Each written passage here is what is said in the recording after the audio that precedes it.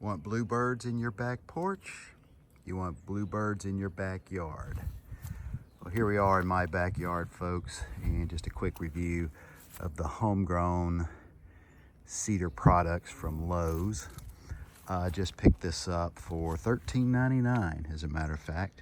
I looked at Facebook, and you know, a lot of people are making these. They don't look nearly as good as this, and they're selling them on Marketplace Facebook for 20 bucks or more. But anyway, this should stay intact, so you can clean it out, you know, year after year.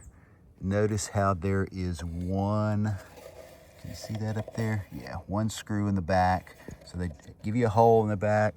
They attach the screw down here so that you actually already have your screw. But this should stay in there just fine. I'll check to see if that needs to be secured anyway. But so I'm putting it back here on my fence, and you can see you just need a long screwdriver to be able to reach in there and screw it into your back fence or whatever. So there's how it's looking in our backyard. I just did a pickup at Lowe's, and they have that neat, you know, they'll put it in your bin at Lowe's for you know, no charge. So I'm gonna work on the backyard here and get you know, a little bird sanctuary going on. Here is also the pole that I got at Lowe's.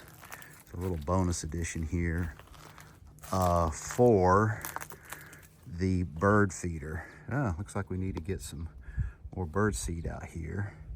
But here is the camera, and you can see what's going on there.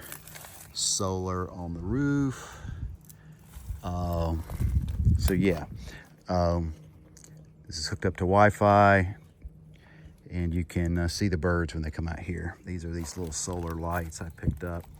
They're still working good after about 5 years on my back fence. Looks like I need to upgrade my fence here in a year or two, if not this year. So there you have it, folks. Just a quick backyard look at what I've done back here to try to attract birds. Yeah, the water bird feeder, water bird bath, there you go, is right over there. Need to put some water in it as well. But the main topic of the day is the great value for this birdhouse, Bluebird house. Interesting enough, on the inside here, they put some indentures there so that the baby birds can crawl up. You know, birds have tiny claws, I guess. And anyway, so it makes it easy for the baby birds to get out.